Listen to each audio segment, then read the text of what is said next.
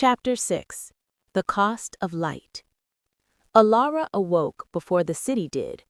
Or perhaps Nareth never truly slept. It only softened. A dim hush lay over the terraces, lanterns glowing faintly like embers that refused to fade. The air felt cool and still, carrying the distant sound of slow-moving water and the occasional soft chime stirred by unseen currents. For a moment, she simply lay there, listening. Then she felt it. A gentle pull, steady, familiar. The tether. She sat up. It hummed faintly beneath her ribs, guiding her awareness toward its other end like a quiet instinct. Kaelen was awake.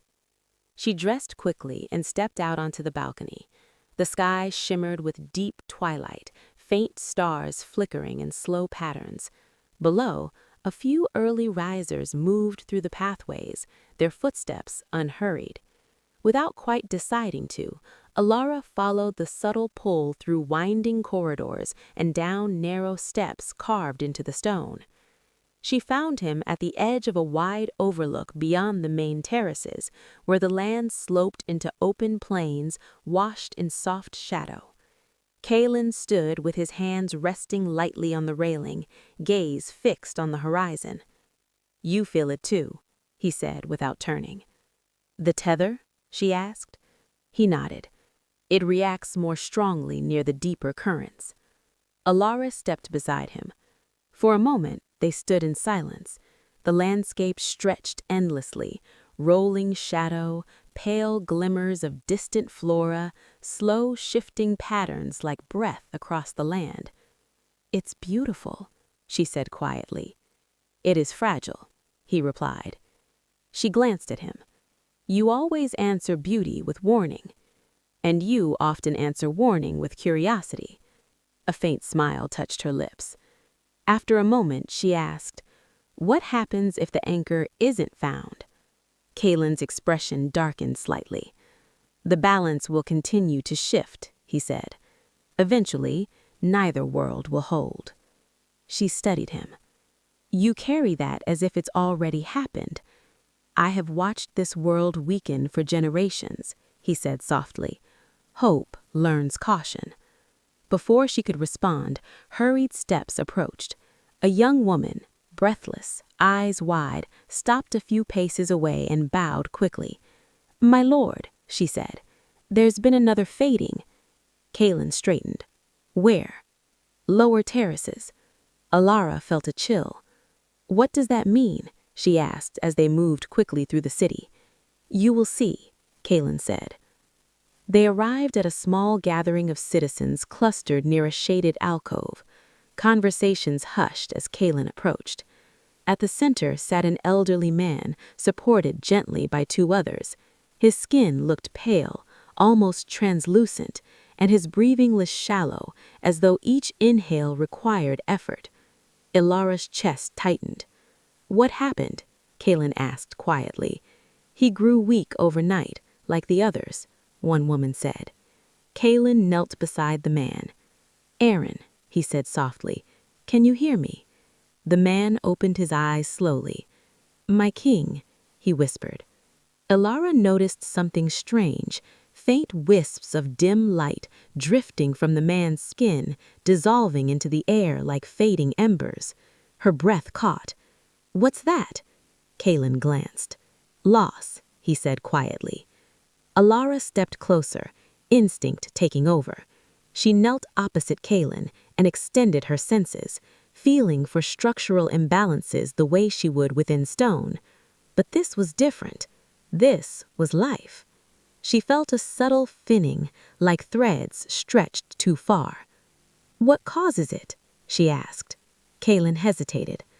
"The same force that keeps your city aloft." Her heart pounded. "That's not—" Before she could finish, the old man reached weakly toward her. "You shine, like the stories." Elara gently took his hand. Warm, fragile. "I'm here," she said softly. He smiled faintly, then closed his eyes, drifting into shallow sleep. A quiet sadness settled over the gathering.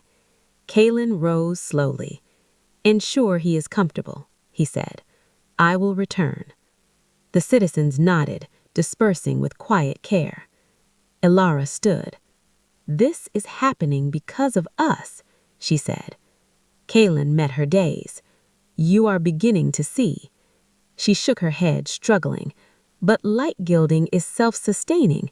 It draws from solar harmonics, not living systems." Kaelen gestured toward the city around them. "Balance rarely announces where it borrows." They walked in silence for a moment. Finally, Elara said, "If what you're saying is true, then every structure in Ethelgard has a cost," he finished gently. She stopped walking. "That's impossible," she whispered. "Would we have known? Or would you have trusted what you were taught?" The question lingered. Elara looked up at the dim sky, imagining the golden towers, the radiant bridges, the life she had always believed harmless. A flicker of unease tightened her chest. "Show me," she said. Kaelen nodded. They traveled beyond the city to a ridge overlooking a wide basin. At its center stood a vast formation of dark crystal, rising like frozen waves, faint pulses of energy moving through it in slow rhythms. "The deep confluence," Kaelen said, "where currents from both worlds intersect." Elara stepped forward cautiously. She felt it immediately, a subtle pull, like gravity shifting sideways. "Do you feel that?" she asked. Yes. She extended her senses. Threads of energy flowed through the crystal, some warm, golden, unmistakably familiar. Light from Ethelgard. And interwoven among them, dimmer currents, thinning as they moved upward. Her breath caught. This is a transfer." Kaelen watched her quietly. Alara's hands trembled slightly. "We never meant—" "I know," he said softly. She looked at him. "You believe that?" He held her gaze. "I believe intention does not erase consequence." A long silence followed. Elara stared at the flowing currents. Everything she had built, everything she believed, balanced on something she had never questioned. "What happens if we sever it?" she asked quietly. Kaelen's voice was gentle. "Then your city will fall." She closed her eyes briefly. "And if we do nothing, this world fades." Elara opened her eyes. For the first time since arriving, the choice felt real and impossible.